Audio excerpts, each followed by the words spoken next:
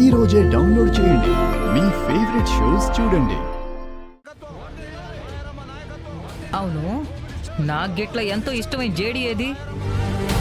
పొద్దుగాలకెళ్ళి కనిపిస్తలేదు. పర్సనల్ పని మీద లీవ్ తీసుకుంది. నేను కూడా పర్సనలే కదా, అట్లెట్లా నన్ను మర్చిపోతుంది సాధు? సర్లే, ఈ ఆల్టికి నా కొడుకు ఆడుకోనికి ఇంకో ఇద్దరు వస్తుర్రు. రా కూసో.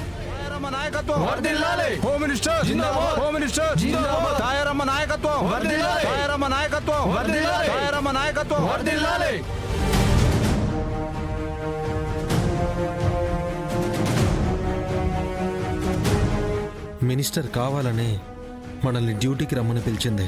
మనం రాలేదని ఖచ్చితంగా గొడవ చేసి ఉంటుంది దాత్రి. సాధు సార్ని అడిగిందంట. పర్సనల్ పని మీద లీవ్ తీసుకున్నామని చెప్పారంట. కానీ జగదాత్రి కేదార్ అంటే మన కోసమే ఏదో ప్లాన్ చేసింది. మనల్ని జాగ్రత్తగా ఉండమని చెప్పారు సార్.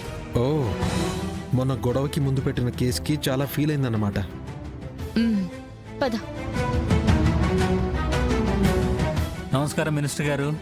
నమస్కారం. కంగ్రాచులేషన్స్. Thank you. కంగ్రాచులేషన్స్ అండి. Thank you.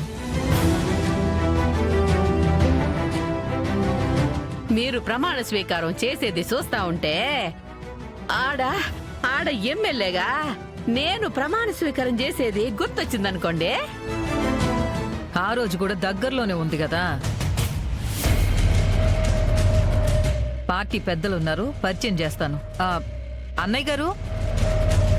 ఏంది జగదాత్రి, నిజంగా అనుకుని మీ అమ్మ మీద పడిన నింద చెరిపేసుడు ఎంతవరకు వచ్చింది?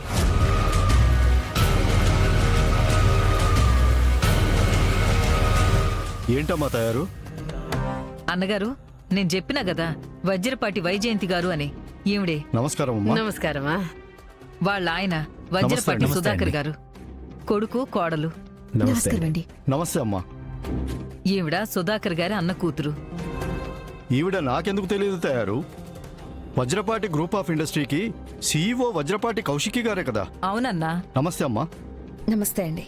ఇంత చిన్న ఏజ్లో అంత పెద్ద సంస్థను నడపడమే కాకుండా మీ ఫ్యామిలీకి ఇంత మంచి పేరు తెచ్చారు. చాలా ఆనందంగా ఉందమ్మా మిమ్మల్ని చూస్తుంటే. Thank you. ఆ అమ్మి ఒక్క కష్టమే కాదులే అబ్బి. మా ఆయన, మరిది, కొడుకు అందరూ రేత్రి పగలం లేకుండా కష్టపడుండారులే. అదే అన్నా, మీకు గిట్లా ఈవిడ సీటు గురించి చెప్పినా కదా. సీఎం గారితో కూడా మాట్లాడినా. ఓ తూరి మీతో కూడా మాట్లాడమని చెప్పిర్రు. వీళ్ళ ఫ్యామిలీ గురించి కొత్తగా చెప్పనీకేం లేదు కదన్నా. చాలా మంచి మనుషులు. చూడుర్రి, ఆ ఇద్దరు ఉన్నారు కదా, వీళ్ళకి దూరపు చుట్టాలు. పెండ్లైనాక యాడుండాలో తెలవక ఇబ్బంది పడుతుంటే ఇంట్లో పెట్టుకుని సొంత మనుషులు లెక్క సాకుతున్నారు.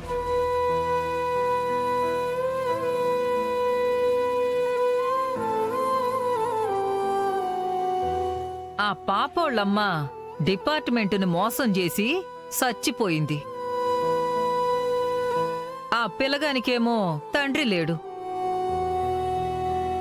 ఎవరో కూడా తెలవదు.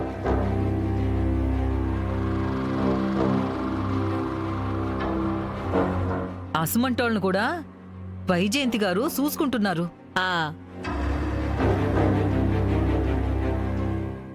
నేనే చాలాసార్లు ఇలా అన్నమ్మకుల్ని ఇంట్లో పెట్టుకోవటం ఎందుకత్తయ్యా అని అన్నాను.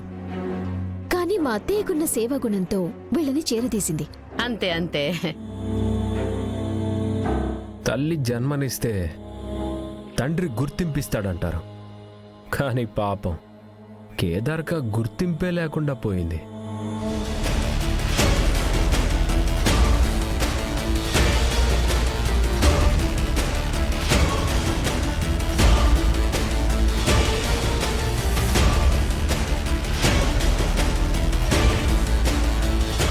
ఏం మాట్లాడుతున్నావే? అది చాలా పమ్మి. ఏంది కేసు కస్టడీ అని ఏదేదో మాట్లాడుతూ ఉండారు. మళ్ళా ఏం చేసి మాకు తలవంపులు తెద్దామని చూస్తా ఉండారు.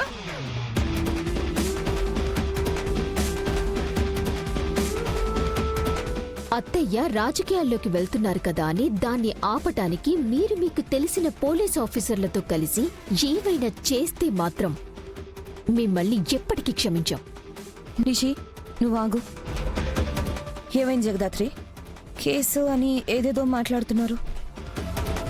ఏమైనా ప్రాబ్లమా?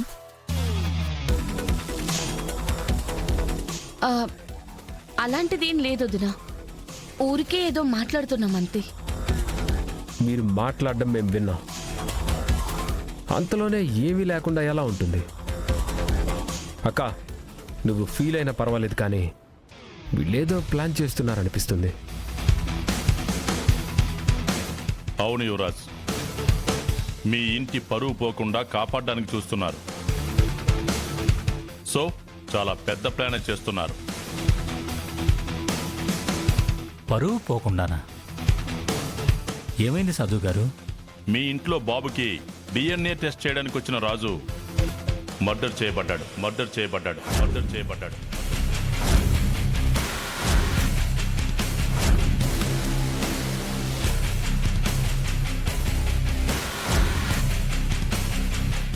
మర్డరా? రాజుకు లాస్ట్ కాల్ సురేష్ నుంచే వచ్చింది. సురేష్ రాజు కలుద్దాం అనుకున్నారు. అదే రోజు రాజు మర్డర్ చేయబడ్డాడు.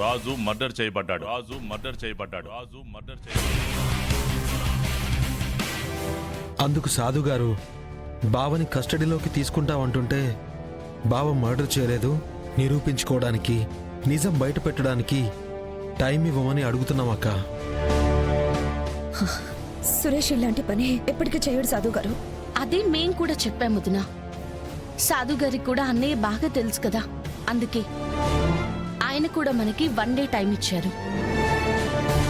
ఈ లోపు పోలీసులు కూడా వేరే లీడ్స్ కోసం ట్రై చేస్తారు. మనం కూడా అన్నయ్య గారితో ఒకసారి మాట్లాడి అన్నయ్య గారికి ఈ మర్డర్ కి సంబంధం లేదని నిరూపిద్దాం. ఏందమ్మి కౌశికి ఇది? నాకు ఎమ్మెల్యే పదవి దక్కకూడదని సురేష్ కావాలని ఇట్లా చేసుండాడా? బావని లైఫ్లోకి, మన ఇంట్లోకి వచ్చాడంటే ఏదో ఒక ప్రాబ్లం తెచ్చి నెత్తిన పెడతాడక్క. మన ఇంట్లో మనకి ప్రశాంతత లేకుండా పోతుంది.